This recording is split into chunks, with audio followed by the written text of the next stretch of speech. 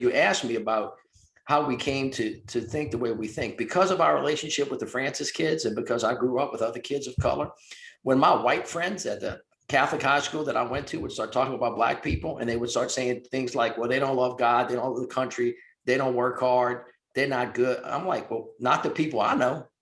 My personal experience put a lie to the myths that those guys were telling me. And because of my personal experience, I knew it wasn't true. And on top of that, I knew that my friends of color were actually, as Norman was with my father, better than me. And when there was a competition, you know, I couldn't sit there and say that just because of my color, I was better than them. That's the life that I lived. And so that's why I think for people being together and to see each other and to know each other helps you. If you're anywhere halfway human, if you can see the truth, then your heart's got to open up to that person's humanity. Right. That's what being in close proximity, as Brian Stevenson reminds us, being proximate to it. That's what it does for you.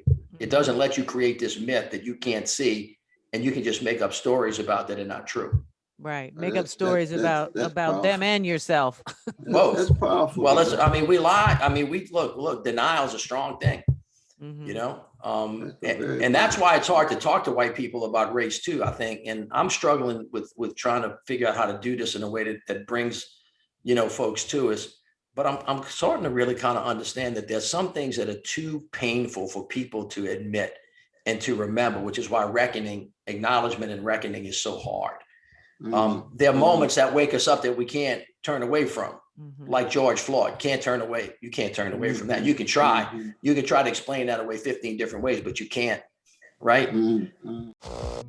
Hey there, my tightrope community. Have you heard the news? We are moving all of our tightrope content to our Patreon in order to keep our show independent and ad-free, keeping ourselves able to say what we want, when we want, to whom we want. We are asking our incredible audience, that's you, to please extend your support to us by going to www.patreon.com/the tightrope pod, and please become a member of our Patreon community.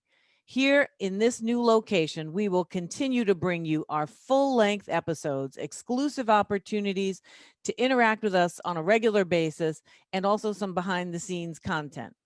So we really, really hope you'll join us on Patreon, and we appreciate all your support. We'll see you there soon. Bye-bye.